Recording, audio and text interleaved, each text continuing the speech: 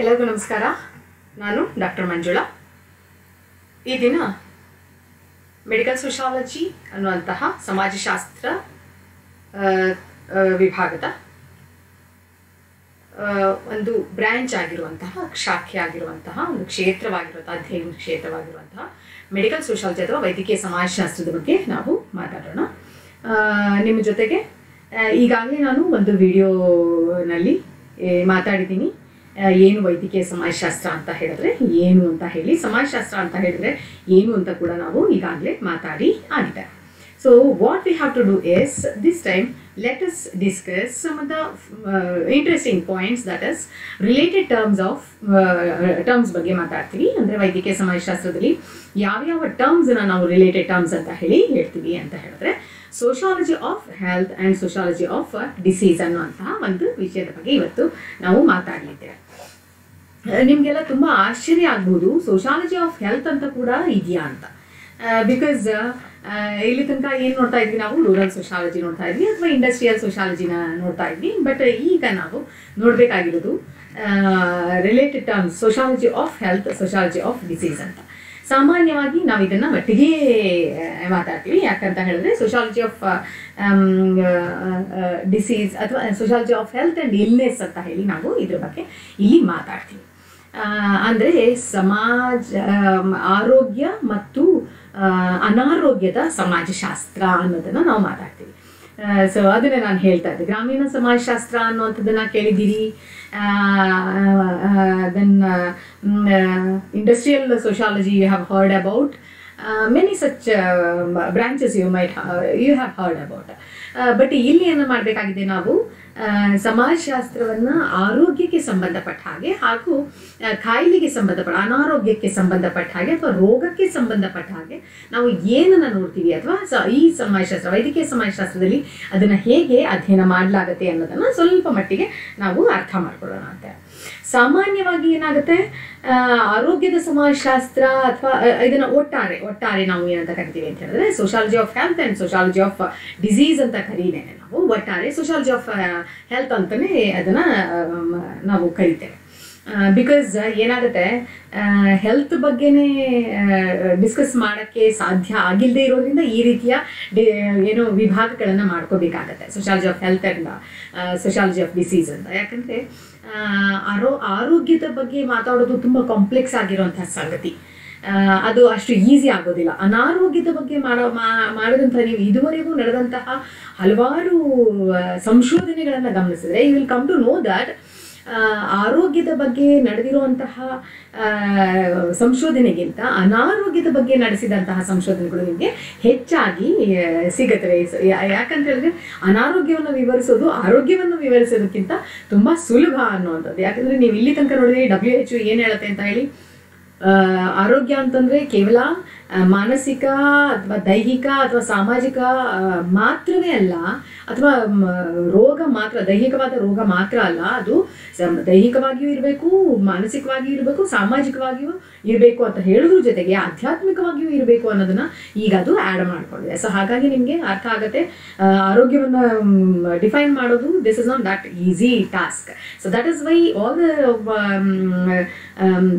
The thinkers or researchers, what they do is they check or they do research on the illness or disease more than health. So that is what we can see in this things. ಆರೋಗ್ಯ ಮತ್ತು ಅಸೌಖ್ಯದ ಸಮಾಜಶಾಸ್ತ್ರ ಸಮಾಜಶಾಸ್ತ್ರೀಯ ರೋಗಶಾಸ್ತ್ರವನ್ನು ತಿಳಿಸುವಂತಹ, ಅಂದರೆ ಕಾಯಿಲೆಯ ಬಗೆಗಿನ ವಿಚಾರಗಳನ್ನ ಸಮಾಜಶಾಸ್ತ್ರೀಯ ದೃಷ್ಟಿಕೋನದಲ್ಲಿ ಇದು ನಿಮಗೆ ಅರ್ಥೈಸ್ತಾ ಹೋಗುತ್ತೆ. ಹಾಗಾದರೆ ಏನು ಅಂತ ಹೇಳಿ ನಾವು ಸ್ವಲ್ಪ ನೋಡೋಣ ಅಂತೆ. ಸೊ ಹೆಲ್ತ್ ಅಂತ ಹೇಳೋದು, ಆರೋಗ್ಯ ಅಂತಂದರೆ ಏನು ಅಂತ ಫಸ್ಟ್ ನಾವು ನೋಡ್ತಾ ಇದ್ವಿ. ಫಿಸಿಕಲ್, ಮೆಂಟಲ್ ಆ್ಯಂಡ್ ಇಮೋಷನಲ್ ಯೋಗಕ್ಷೇಮ ಆಗಿರುತ್ತೆ ಅಂತ. ಸೊ ಆರೋಗ್ಯ ಅನ್ನುವಂಥದ್ದು ಕೇವಲ ದೈಹಿಕವಾದಂತಹದ್ದಲ್ಲ, ನಾವು ಮೊದಲೇ ಹೇಳಿದ ಹಾಗೆ, ಅಥವಾ ಮಾನಸಿಕವಾದಂತಹದ್ದಲ್ಲ, ಭಾವನಾತ್ಮಕವಾಗಿಯೂ ಕೂಡ ಒಬ್ಬ ವ್ಯಕ್ತಿ ಆರೋಗ್ಯವಾಗಿದ್ದಾರೆ ಅಂತ ಹೇಳಿ, ಅಥವಾ ವ್ಯಕ್ತಿಗಳು ಆರೋಗ್ಯವಾಗಿದ್ದಾರೆ ಅಂತ ಗೊತ್ತಾಗಬೇಕು, ಗೊತ್ತಾಗೋದೇ ಅಥವಾ ಆ ರೀತಿಯಲ್ಲಿ ಆರೋಗ್ಯವಾಗಿರೋದೆ ದೈಹಿಕವಾಗಿ, ಮಾನಸಿಕವಾಗಿ ಮತ್ತು ಭಾವನಾತ್ಮಕವಾಗಿ ಆರೋಗ್ಯವಾಗಿದ್ದಲ್ಲಿ ಮಾತ್ರ ನಾವು ಅದನ್ನು ಆರೋಗ್ಯ ಅಂತ ಹೇಳಿ ಕರಿತೇವೆ. Medicine is a social institution. This is ಮೆಡಿಸಿನ್ನ ನಾವು ಇದುವರೆಗೂ ಕನ್ಸಿಡರ್ ಮಾಡಿದಂತಹ ರೀತಿನೇ ಬೇರೆ. ನೀವೆಲ್ಲರೂ ಇದುವರೆಗೂ ಮೆಡಿಸಿನನ್ನು ಅಥವಾ ವೈದ್ಯಕೀಯವನ್ನು ನೋಡಿದಂತಹ ರೀತಿನೇ ಬೇರೆ. ಆದರೆ ಯಾವಾಗ ನೀವು ಸಮಾಜಶಾಸ್ತ್ರದ ವಿದ್ಯಾರ್ಥಿಗಳಾಗ್ತೀರಿ, ವೈದ್ಯಕೀಯ ಸಮಾಜಶಾಸ್ತ್ರವನ್ನು ಯಾವಾಗ ನೀವು ಅಧ್ಯಯನ ಮಾಡ್ತೀರಿ, ಆಗ ನಿಮಗೆ ಗೊತ್ತಾಗುತ್ತೆ. ಆಗ ಮಾತ್ರ ನೀವು ಅರ್ಥ ಮಾಡ್ಕೊಳ್ಳೋಕ್ಕೆ ಸಾಧ್ಯ ಆಗುತ್ತೆ. ವೈದ್ಯಕೀಯವನ್ನು ಕೂಡ ನಾವು ಸಾಮಾಜಿಕ ಸಂಸ್ಥೆಯಾಗಿ ಅಧ್ಯಯನ ಮಾಡಬಹುದು ಅಂತ ಹೇಳಿ.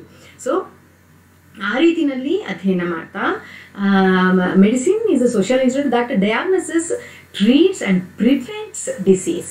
ಯಾವಾಗ ನಾವು ಸಮಾಜಶಾಸ್ತ್ರೀಯ ದೃಷ್ಟಿಕೋನದಿಂದ ವೈದ್ಯಕೀಯವನ್ನು ನೋಡಿದಾಗ ನಮಗೆ ಅರ್ಥ ಆಗುತ್ತೆ ಅದು ಹೇಗೆ ರೋಗವನ್ನು ಡಯಾಗ್ನೋಸ್ ಮಾಡುತ್ತೆ ಅಥವಾ ಪರೀಕ್ಷೆ ಮಾಡುತ್ತೆ, ಮತ್ತು ಅದನ್ನು ಹೇಗೆ ರೋಗವನ್ನು ಪರಿಶೀಲನೆ ಮಾಡುತ್ತೆ ಮತ್ತು ಅದು ಹೇಗೆ ರೋಗವನ್ನು ತಡೆಯುತ್ತೆ ಅನ್ನೋದು ಕೂಡ ನಮಗೆ ಇಲ್ಲಿ ಅರ್ಥ ಆಗುತ್ತೆ. Preventive medicine emphasises health habits that prevent disease, healthy diet, exercise and ensuring a safe environment. So preventive medicine emphasizes ಅಂದರೆ ಔಷಧ ಅಥವಾ ಮೆಡಿಸಿನ್, ವೈದ್ಯಕೀಯ ಅನ್ನುವಂಥದ್ದು ನಿಮಗೆ ಏನೇನನ್ನ ಹೇಳುತ್ತೆ ಅಂತ ಹೇಳಿದ್ರೆ, not only this is going to say that you are only healthy habits ಮಾತ್ರ ಹೇಳೋದಿಲ್ಲ.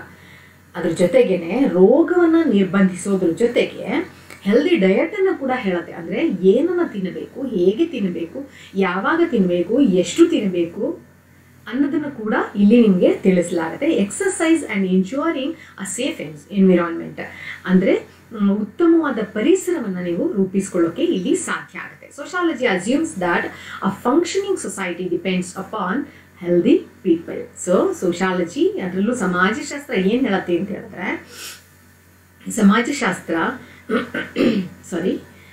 ಹೆಲ್ದಿ ಆರೋಗ್ಯವಂತ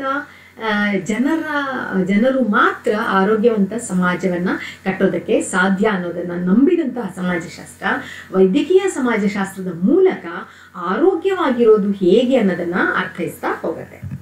ನಾವು ಲೆಟ್ ಅಸ್ ಸಿ ಎಲ್ಲ ಆರೋಗ್ಯ ಸಂಬಂಧಿ ಸಮಸ್ಯೆಗಳು ಸಾಮಾಜಿಕ ಸಮಸ್ಯೆಗಳು ಅಂತ ಹೇಳಿ ಪರಿಗಣಿಸಲ್ಪಡುತ್ತವೆ. ಎಲ್ಲಿ? ವೈದ್ಯಕೀಯ ಸಮಾಜಶಾಸ್ತ್ರದಲ್ಲಿ. ಆರೋಗ್ಯ ಸಂಬಂಧಿ ಸಮಸ್ಯೆಗಳನ್ನು ನಾವು ಇಲ್ಲಿ ತನಕ ಏನಂತ ನೋಡಿದ್ವಿ? ದೈಹಿಕ ಸಂಬಂಧಿ ಸಮಸ್ಯೆಗಳು ಅಂತ ನೋಡಿದ್ವಿ. ಬಟ್ ಆದರೆ ಈಗ ನೀವೇನು ನೋಡ್ತಾ ಇದ್ದೀರಾ, ಇವೆಲ್ಲವೂ ಸಾಮಾಜಿಕ ಸಮಸ್ಯೆಗಳಾಗಿ ಇದನ್ನು ಪರಿಗಣಿಸಲಾಗುತ್ತೆ. Health problems are viewed as parts of social pathologies. ಸಾಮಾಜಿಕ ರೋಗಶಾಸ್ತ್ರ,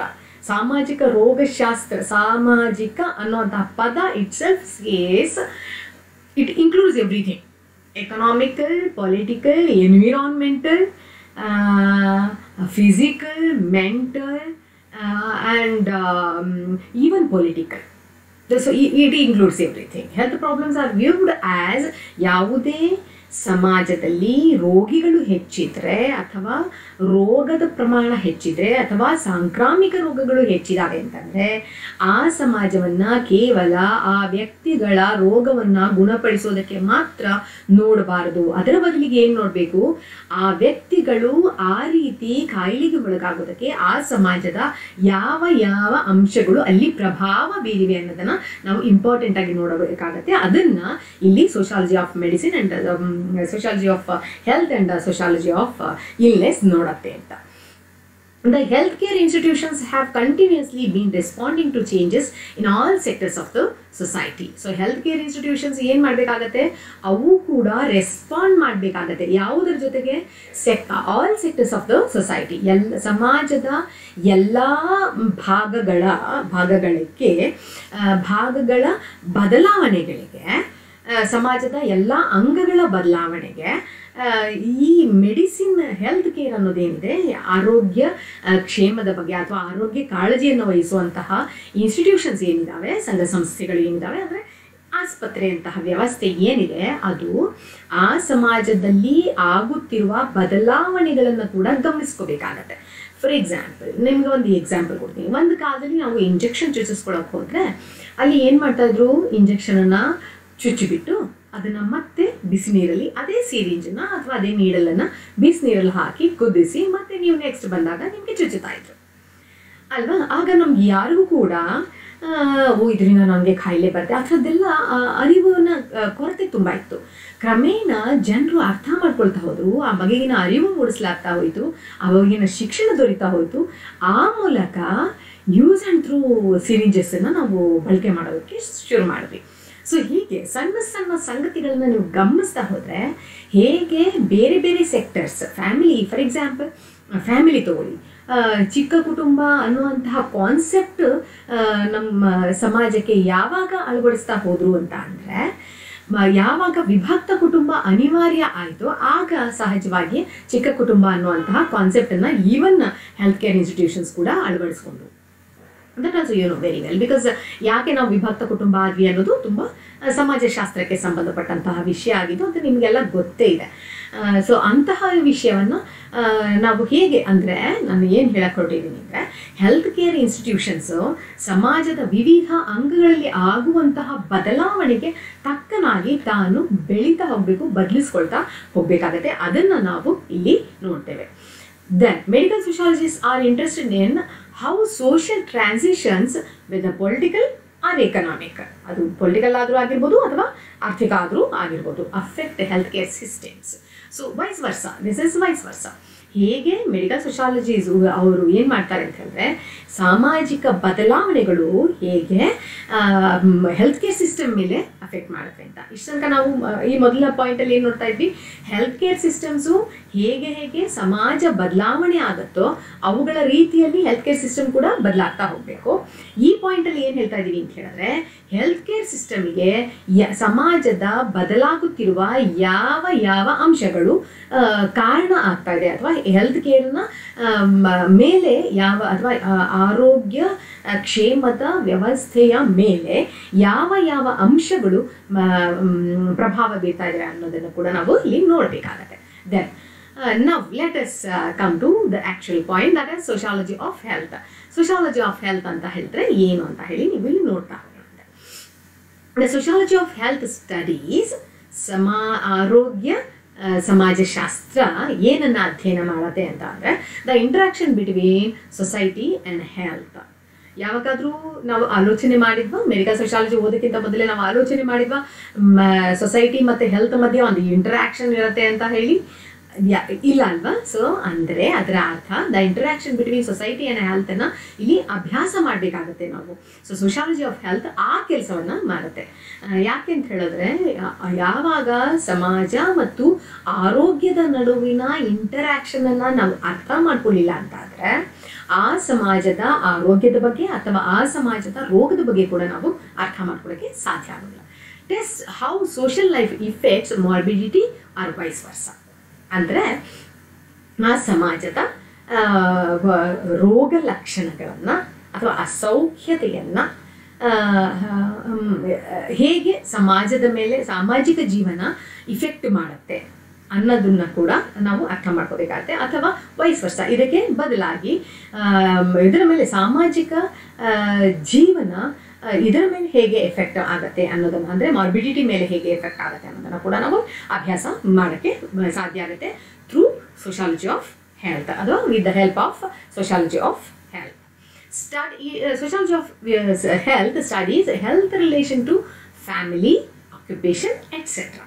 ಅಂದರೆ ಕುಟುಂಬದ ಜೊತೆಗೆ, ನಮ್ಮ ವೃತ್ತಿಯ ಜೊತೆಗೆ ಮತ್ತು ನಮ್ಮ ಆರ್ಥಿಕ ಜೊತೆಗೆ, ನಮ್ಮ ಜೀವನ ಶೈಲಿಯ ಜೊತೆಗೆ, ನಾವು ಗಳಿಸುವ ಆದಾಯದ ಜೊತೆಗೆ ಇವೆಲ್ಲವನ್ನು ಕೂಡ ಆರೋಗ್ಯ ಹೇಗೆ ಸಂಬಂಧ ಹೊಂದಿದೆ, ಇವೆಲ್ಲವುಗಳಿಗೂ ಆರೋಗ್ಯ ಹೇಗೆ ಸಂಬಂಧ ಹೊಂದಿದೆ, ನಮ್ಮ ಸಾಂಸ್ಕೃತಿಕ ಅಂಶಗಳ ಜೊತೆಗೆ ಆರೋಗ್ಯ ಹೇಗೆ ಸಂಬಂಧ ಹೊಂದಿದೆ ಅನ್ನೋದನ್ನು ಕೂಡ ಸೋಷಾಲಜಿ ಆಫ್ ಹೆಲ್ತ್ ಅಧ್ಯಯನ ಮಾಡುತ್ತೆ ಅಥವಾ ಆರೋಗ್ಯ ಸಮಾಜಶಾಸ್ತ್ರ ಅದನ್ನು ಅಧ್ಯಯನ ಮಾಡುತ್ತೆ. The relationship between patient and nurses. So ನಿಮಗೆ ಗೊತ್ತಿದೆ ಪೇಷಂಟ್, ರೋಗಿ ಮತ್ತು ನರ್ಸ್ ದಾದಿಯರ ಮಧ್ಯದ ಸಂಬಂಧ ಹೇಗಿರುತ್ತೆ ಅಂತ ಹೇಳಿ. ಸೊ ತುಂಬ ಏನಾಗಿದೆ ಅಲ್ಲಿ ನಿಕಟವಾದ ಬಾಂಧವ್ಯ, the word I am using, not ಸಂಬಂಧ, the relationship, not only this is the word appropriate for this. ಬಾಂಧವ್ಯ ಅನ್ನುವಂಥ ಪದ ತುಂಬ ಚೆನ್ನಾಗಿ ಇಲ್ಲಿ ಹೊಂದಿಕೆ ಆಗುತ್ತೆ ಅಂತ ಅನ್ಕೋತೀನಿ ನಾನು. ಸೊ ಪೇಷಂಟ್ ಮತ್ತು ನರ್ಸ್ ಮಧ್ಯೆ, ರೋಗಿ ಮತ್ತು ದಾದಿಯರ ಮಧ್ಯದ ಸಂಬಂಧದ ಬಗ್ಗೆ ಕೂಡ ಸೋಷಿಯಾಲಜಿ ಆಫ್ ಹೆಲ್ತ್ ನಮಗೆ ವಿವರಣೆ ಕೊಡುತ್ತೆ. It shows the reasons to find special medical treatment. Why we need, or why somebody needs a special treatment, medical treatment, and how the person needs, or how the person can be accessed, or can everybody access the same treatment?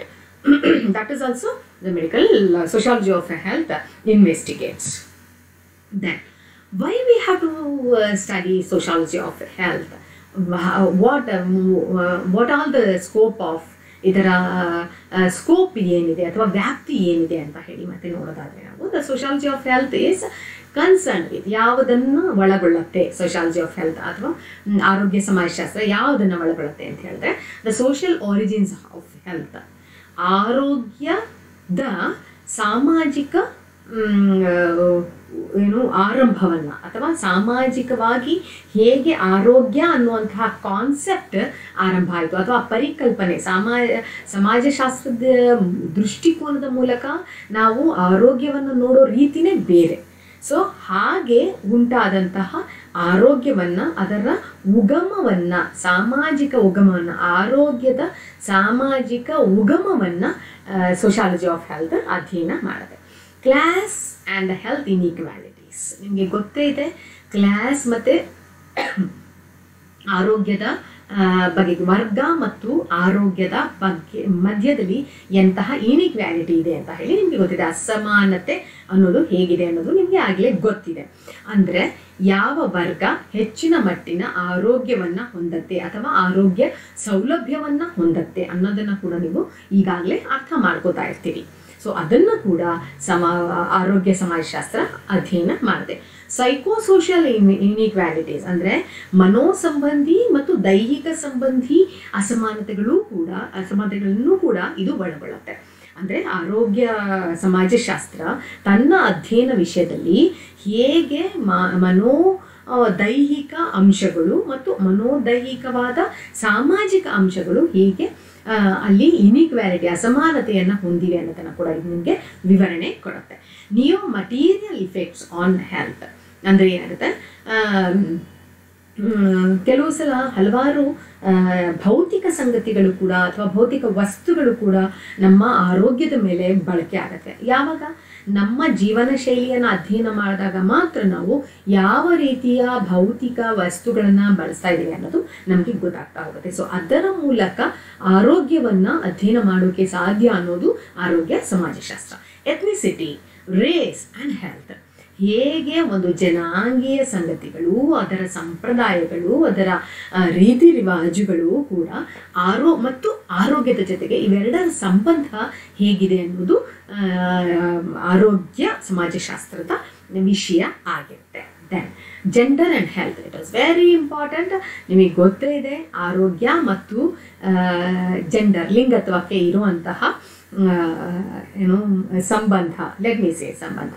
So ಅದು ಹೇಗಿದೆ ಅನ್ನೋದನ್ನು ನಮಗೆ sociology of health ಅರ್ಥ ಮಾಡಿಸುತ್ತೆ. ನಿಮ್ಗೆ ಈಗಾಗಲೇ ಗೊತ್ತಾಗಿದೆ, ಪುರುಷ ಮತ್ತು ಸ್ತ್ರೀಯ ನಡುವಿನ ಆರೋಗ್ಯ ಸಂಬಂಧಿ ಕಾಯಿಲೆಗಳನ್ನು ನೀವೇನಾದರೂ ಅಥವಾ ಆರೋಗ್ಯ ಸಂಬಂಧಿ ವಿಷಯಗಳನ್ನು ಏನಾದರೂ ನೀವು ಅಧ್ಯಯನ ಮಾಡ್ತಾ ಸೂಕ್ಷ್ಮವಾಗಿ ಗಮನಿಸ್ತಾ ಅದನ್ನು ನೀವು ಅವರ ಸಾಮಾಜಿಕ ಜೀವನ ಶೈಲಿಯ ಅಡಿಯಲ್ಲಿ ನೀವೇನಾದರೂ ಅದನ್ನು ವಿಶ್ಲೇಷಣೆ ಮಾಡಿದ್ರೆ, then only you can understand what is the relationship between the gender and health. That too, the society like India, there is a lot there is a very intensive connection between gender and health that you can notice very easily. So why this is important? Why we have to study sociology of health?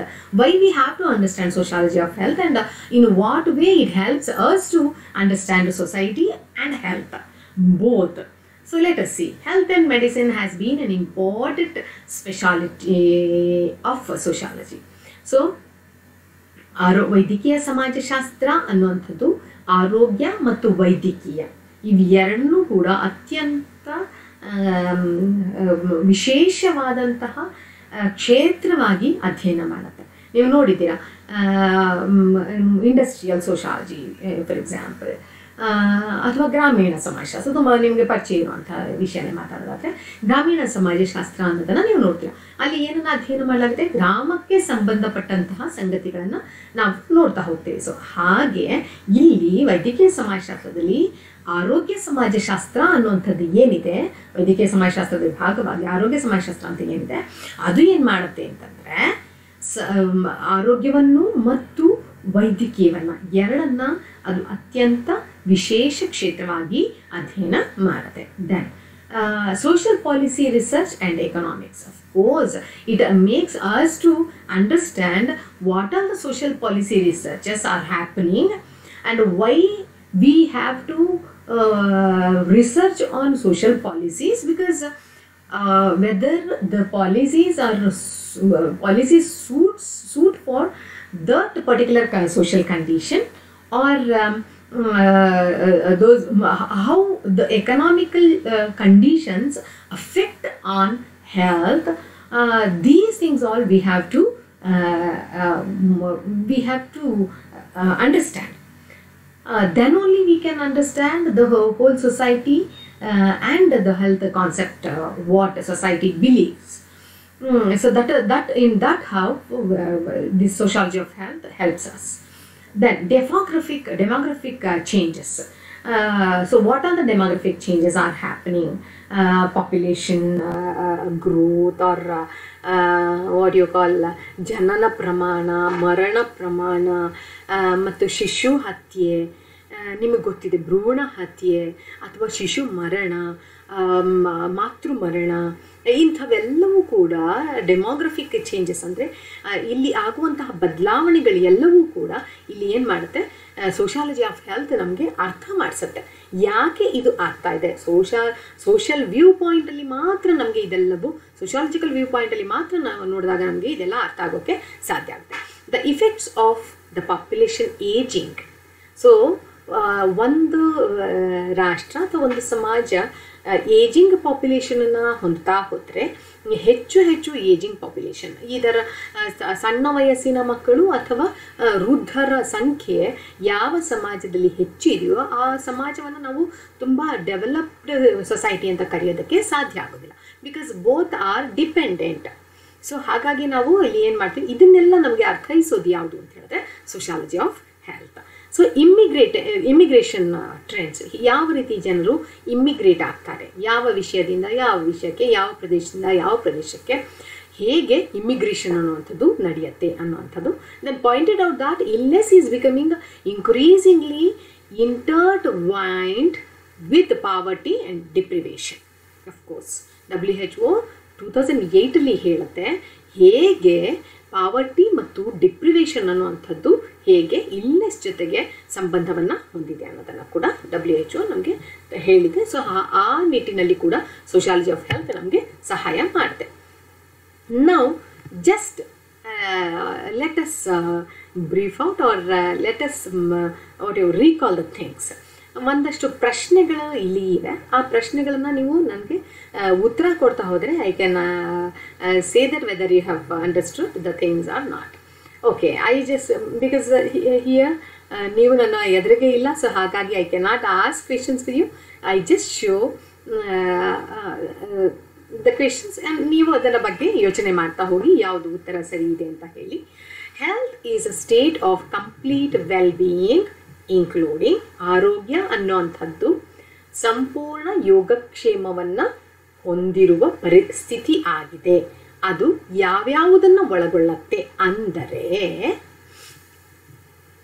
Physical ಅಂದರೆ ದೈಹಿಕ ಸಂಗತಿಯನ್ನು ಒಳಗೊಳ್ಳುತ್ತೋ, mental ಅಥವಾ ಮಾನಸಿಕ ಆರೋಗ್ಯವನ್ನು ಒಳಗೊಳ್ಳುತ್ತೋ, emotional ಭಾವನಾತ್ಮಕ ಆರೋಗ್ಯವನ್ನು ಒಳಗೊಳ್ಳುತ್ತೋ, ಅಥವಾ ಇವೆಲ್ಲವನ್ನು ಒಳಗೊಳ್ಳುತ್ತೋ ಅಲ್ವಾ? ಉತ್ತರ ಗೊತ್ತಾಗಿದೆ ನಿಮಗೆ. ಇವೆಲ್ಲವನ್ನು ಒಳಗೊಂಡ health is a state of complete well being including physical, mental, emotional, all of the above. You know very well. Now let us see the answer, that is all of the above. Okay, let us go to next question, that is sociology assumes that a functioning society depends upon ಯಾವುದರ ಮೇಲೆ ಚಟುವಟಿಕೆಯಾತ್ಮಕ ಅಥವಾ ಕಾರ್ಯಾತ್ಮಕ ಸಮಾಜ ನಿಂತಿದೆ ಅನ್ನೋದನ್ನು ಸಮಾಜಶಾಸ್ತ್ರ ಹೇಳುತ್ತೆ. ಅಂದರೆ healthy people ಮೇಲೆ ನಿಂತಿದೆಯಾ ಅಥವಾ ರೋಗಸ್ಥ ಜನರ ಮೇಲೆ ಒಂದು ಸಮಾಜದ ಕಾರ್ಯಾತ್ಮಕತೆ ಅಥವಾ ಆ್ಯಕ್ಟಿವ್ ಆಗಿರುವಂಥ ಸಮಾಜ ನಿಂತಿರುತ್ತಾ, ಅಥವಾ ಲಾರ್ಜ್ ನಂಬರ್ ತುಂಬ ಜನ ಇದ್ಬಿಟ್ರೆ ಆ ಸಮಾಜ ಆ್ಯಕ್ಟಿವ್ ಆಗಿದೆ ಅಂತ ಹೇಳೋಕ್ಕಾಗತ್ತಾ, ತುಂಬ ಕಡಿಮೆ ಜನ ಇದ್ದರೆ ಆ ಸಮಾಜ ಸಖತ್ತಾಗಿ ಫಂಕ್ಷನಿಂಗ್ ಮಾಡ್ತಾ ಇದೆ ಅಂತ ಹೇಳೋಕ್ಕಾಗತ್ತಾ? So you know the answer, that is healthy people. Sociology assumes that a functioning society depends upon healthy people. Now, sociology of health examines the interaction between political organization, economical organization, society and health, none of the above. ಇದರಲ್ಲಿ ಉತ್ತರ ಏನಾಗಿದೆ? sociology of health examines the interaction between political organization interaction ಮಾಡುತ್ತಾ ಅಥವಾ economical organisation, ಆರ್ಥಿಕ ಆರ್ಗನೈಸೇಷನ್ದ ಮಧ್ಯದಲ್ಲಿ ಇರುವಂತಹ ಸಂಬಂಧವನ್ನು ಅದು ಎಕ್ಸಾಮಿನ್ ಮಾಡುತ್ತಾ, ಆರೋಗ್ಯ ಮತ್ತು ಸಮಾಜದ ನಡುವಿನ ಸಂಬಂಧವನ್ನು ಅಧ್ಯಯನ ಮಾಡುತ್ತಾ, ಅಥವಾ ಇವ್ಯಾವುದೂ ಅಲ್ವಾ? You know the answer, that is society and health. So sociology assumes that a functioning, okay, I am sorry, once again the question repeated. Okay, let us go to the next question, that is medical sociologists are interested in how social transition affect the healthcare system, sociological dimensions of health problems, how social life affects morbidity or vice versa, all of the above. Can you guess the answer? Okay, I show you the answer, that is all of the above, because medical sociologists are interested in how social transitions affect healthcare systems, sociological dimensions of health problems, how social life affects morbidity or vice versa. ಇವೆಲ್ಲವನ್ನು ಕೂಡ medical sociologist ನಮಗೆ ಹೇಳ್ತಾರೆ. So these are all the things I wanted to tell you. Next ಸೆಷನಲ್ಲಿ ಮತ್ತೆ ನಾವು ಹೆಚ್ಚು ವಿಷಯಗಳನ್ನು ಮಾತಾಡೋಣ ಅಂತೆ. So now I just leave you for few minutes. Later let us come back and discuss few more things. So now I just mute the things. By the when I come back, surely I bring few more things. Thank you so much.